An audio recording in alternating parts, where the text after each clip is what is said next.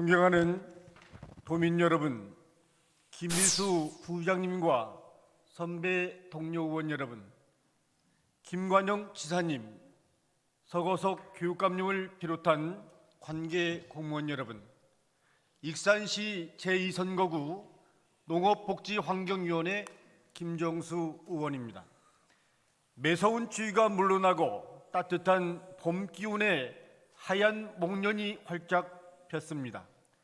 하지만 여전히 진행 중인 탄핵 정국으로 국민들은 불안과 혼란, 갈등으로 고통을 받고 있습니다. 내란 수기 윤석열의 즉각 파면만이 그간의 혼란을 종식하고 대한민국을 다시 정상화하는 첫 출발점이 될 것입니다. 헌재의 조속한 윤석열 파면 결정을 촉구하며 도정 질의를 시작하겠습니다. 우리나라는 이미 2000년 고령화 사회에 진입했고 2017년 고령화가 되었으며 7년 만인 2024년 12월 말 65세 이상 인구가 20%를 넘어서며 초고령 사회에 진입하였습니다. 이처럼 우리 사회의 고령화 속도는 점점 빨라져 왔고 일찍이 고령화를 겪고 있는 다른 선진국에 비해 그 진행이 압축적으로 발생하고 있어 이에 따른 사회 문제가 지속적으로 발생하고 있는 실정입니다. 특히 농촌 지역이 많은 전북 자치도의 경우 인구 고령화는 더욱 심각한 실정인데 지난해 말 기준 전북 자치도 노인 인구 비율은 25.29%로 전국 평균인 20.04%를 크게 상회하고 있고 이미 지난 2019년 노인 인구 비율이 20.38%에 이르며 전국 평균보다 5년 빨리 초고령 사회에 진입해 있는 것이 우리의 현실입니다. 전북자치도 노인 인구 현황을 시군별로 살펴보면 그 문제는 더 심각하게 다가오는데 도내 14개군 시군 가운데 진안군과 임실군의 경우 이미 노인 인구 비율이 40%를 넘어선 상황입니다. 전주를 제외한 13개 지자체가 이미 초고령 사회에 진입한 실정입니다. 노인 인구 증가로 인해 현재 우리는 노인 빈곤, 건강 및 의료, 돌봄의 문제, 사회적 고립과 외로움, 독거노인 문제, 주거 문제, 인권 문제 등 다양한 사회 문제를 경험하고 있습니다. 그중 노인들이 호소하고 있는 가장 큰 문제는 단연 경제적 어려움을 미라 할 수 있겠습니다. 우리나라의 노후 대비를 위한 공적연금 제도인 국민연금의 경우 1988년 시행은 되었지만 그 대상이 한정적이었고 전 국민연금 시대는 1999년에 뒤에서야 시작됨에 따라 그 역사가 타 선진국에 비해 매우 짧은 실정입니다. 이에 따라 노후를 적극적으로 준비하지 못한 우리나라 노인들의 상대적 빈곤율은 OECD 국가들 중 가장 높은 수준이며 이는 OECD 노인 빈곤율 평균 14.2%의 약 3배 수준에 이르고 있습니다. 이처럼 우리나라 노인의 경우 심각한 빈곤 문제를 겪고 있고 이러한 빈곤은 건강 악화 및 사회적 고립 등 또 다른 문제로 이어질 수밖에 없습니다. 이러한 노인 빈곤 문제를 해소하기 위해 정부는 2008년 지금의 기초연금의 전신인 기초노령연금을 시행하며 점진적으로 그 범위와 금액을 상향하며 지금에 이르렀지만 여전히 기초연금으로 노인들의 빈곤 문제를 해결하기에는 한계가 있는 실정입니다.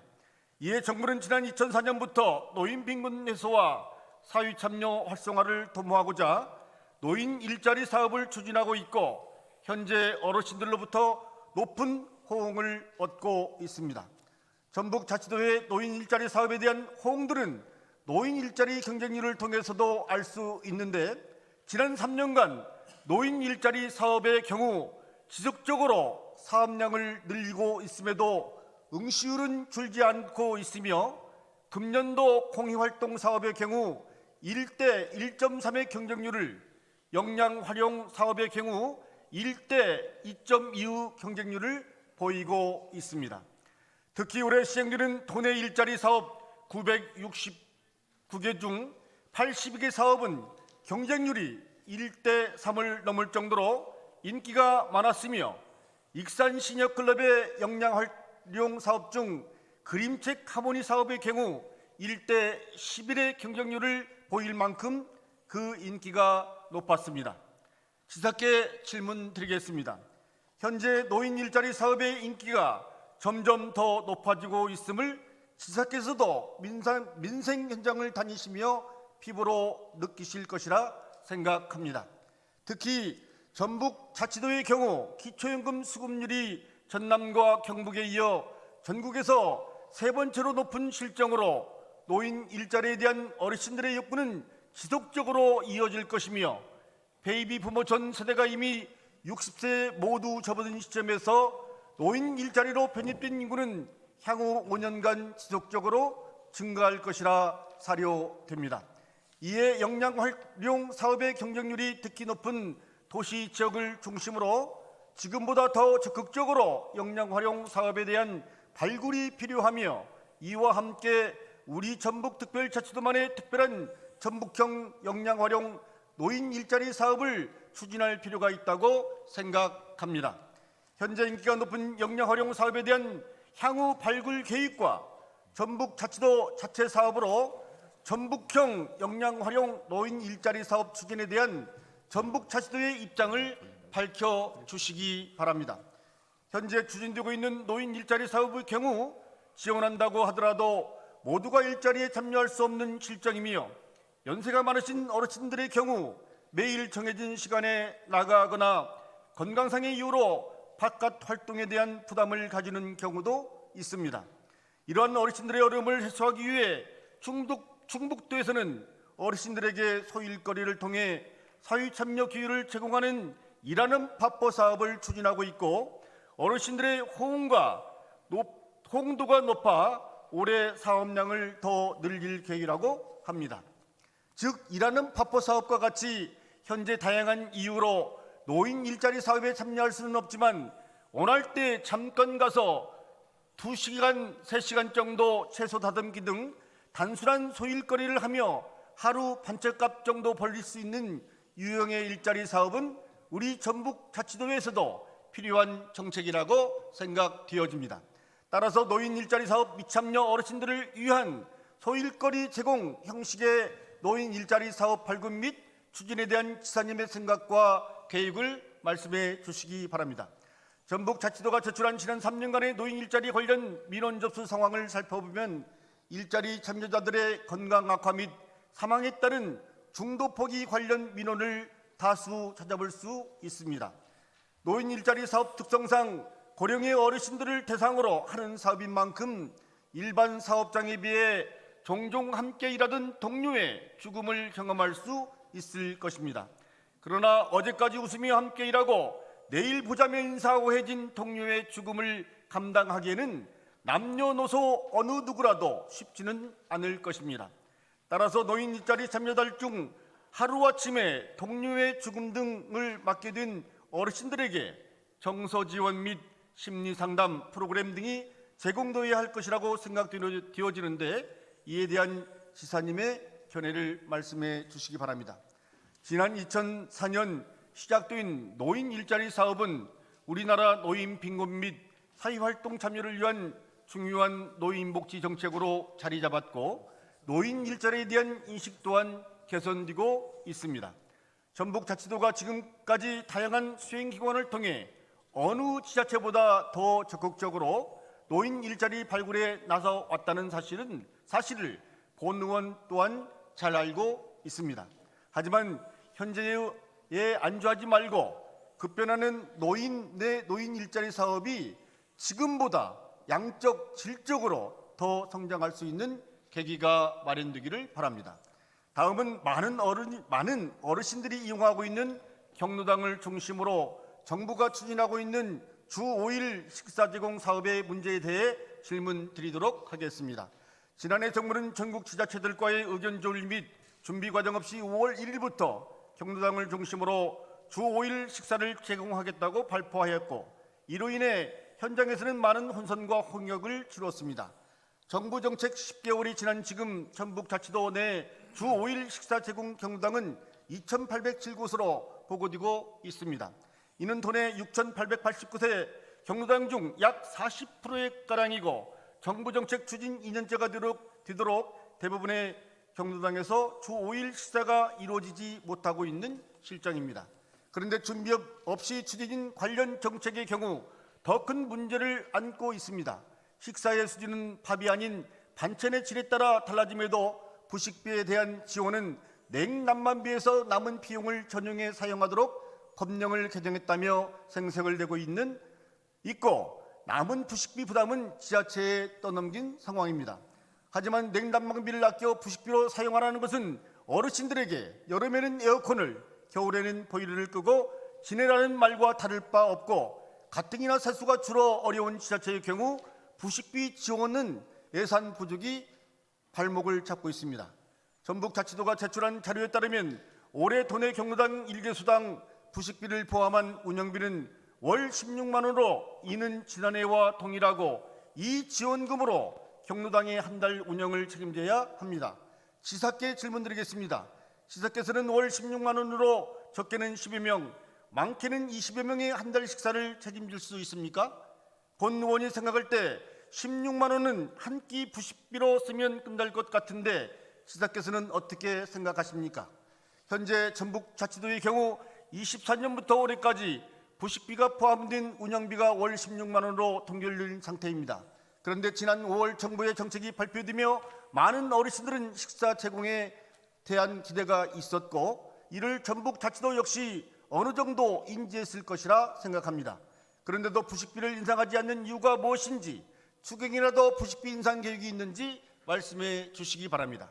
경로당 식사 지원에서 가장 큰 문제는 단연 부식비 지원이겠지만 부식비만큼이나 중요한 것이 바로 급식 지원 인력입니다. 그런데 현재 도내 경로당 급식 지원 인력은 3,689명으로 전체 식사 지원 경로당 6,089곳을 감당하기에는 턱없이 부족한 실정입니다. 따라서 급식 지원 인력에 대한 추가 지원이 이루어져야 할 것으로 사료드는데 향후 지원 계획에 대해 말씀해 주시기 바랍니다. 지난해 말 노인복지법 개정에 따라 2026년부터 경로당 부식비에 대한 국비 지원 근거가 마련되었습니다. 하지만 현재 보조금법 시행령 제4조 별표 2에 여전히 경로당 부식비의 경우 보조금 지원 제휴 대상으로 명시되어 있는 실정입니다.